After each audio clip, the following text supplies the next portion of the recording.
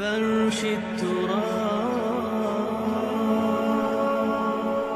يضمني.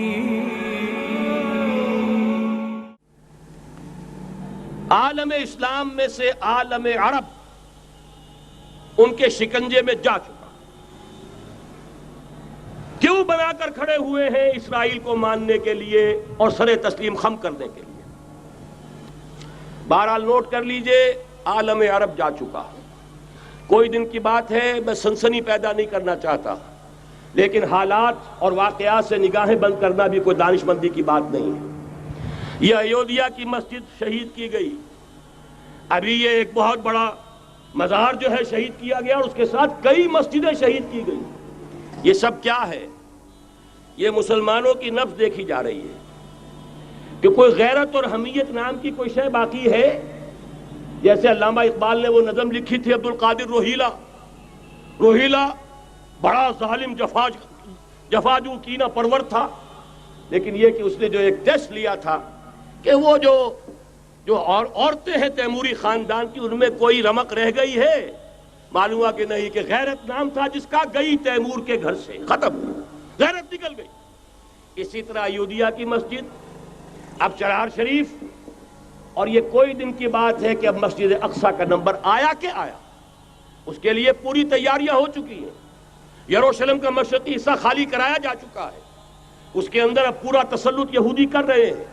یہاں تک کہ اب کے یاسر عرفات صاحب نے بھی کچھ نہ کچھ جو ہے احتجاج کی بات کی ہے، حالانکہ اب تک ہر بات مان کر منقار زیرے پر تھا.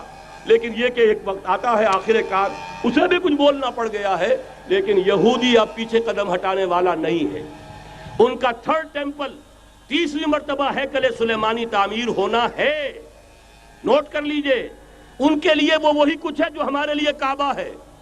ان کے لیے ہیکل سلیمانی بالکل وہی حیثیت رکھتا ہے جو ہمارے لیے کعبہ. وہ ہیکل سلیمانی ایک مرتبہ پہلے نبوکدنضر کے ہاتھوں مسمار ہوا، پھر سن 70 عیسوی میں ٹائٹس کے ہاتھوں مسمار ہوا. سن 70 کے بعد آج 1995 میں کتنے برس ہو گئے؟ پورے 1925 برس ہو گئے کہ ان کا کعبہ زمین بوس پڑا ہوا ہے.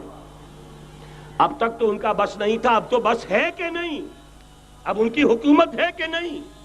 اب شاہ حسن ہو چاہے شاہ حسین، ان کے نوکر اور چاکر ہیں یا نہیں؟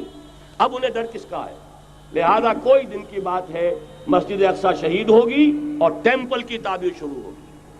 یہ تو بہرحال ایک نقشہ ہے. اگلا نقشہ آپ کو بتانا چاہتا ہوں، ایک دوسری تصویر ہے. یہ تصویر ہے زمینی، ایک تصویر ہے آسمانی. وَمَكَرُوا وَمَكَرَ اللَّهُ وَاللَّهُ خَيْرُ الْمَاكِرِينَ.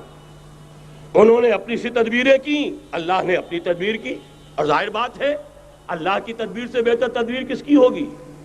چنانچہ یہودیوں کی سازشیں اس وقت بھی ناکام ہوئی تھی یا نہیں؟ ظاہر بات ہے جاء الحق وزهق الباطل ان الباطل کان زهوقا. لہذا یہ آیتیں دونوں اعلان کر رہی ہیں کہ یہودیوں کی سازشیں بالآخر ناکام ہوں گی اور دین حق کا بول بالا ہو کر رہے گا. یہ تو ان آیتوں سے ظاہر ہے. یریدون لیطفئوا نور اللہ بافواہہم واللہ متم نورہ ولو کرہ الکافرون.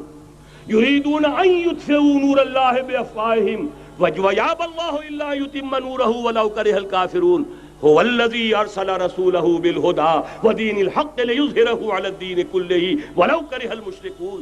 اللہ نے تو بھیجا ہی ہے اپنے رسول کو اس فیصلے کے ساتھ اور یہ ذمہ داری اور مشن دے کر کہ جو دین حق آپ کو دے کر بھیجا جا رہا ہے اسے غالب کیجئے، نافذ کیجئے، قائم کیجئے. اس مشن کے ساتھ بھیجا جا رہا ہے. قرآن کہتا ہے ببانگ دہل وَمَا أَرْسَلْنَاكَ إِلَّا كَافَّةً لِلنَّاسِ بَشِيرًا وَنَذِيرًا. اے محمد صلی اللہ علیہ وسلم، ہم نے نہیں بھیجا ہے آپ کو مگر پوری نوع انسانی کے لیے بشیر اور نذیر بنا کر.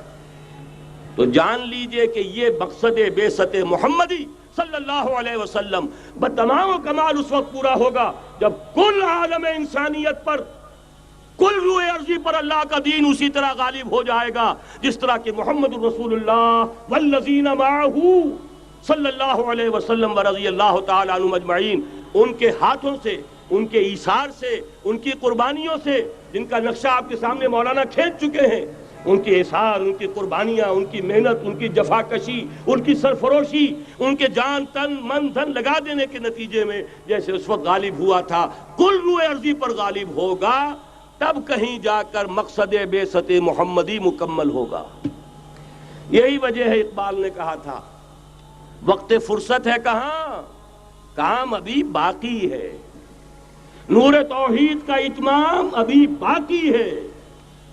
لیکن ساتھ ہی خوشخبری بھی دی تھی، یہ چمن معمور ہوگا نغمہ توحید سے، آئے گا وہ دور، یہ چمن معمور ہوگا نغمہ توحید سے، لازماً آ کر رہے گا۔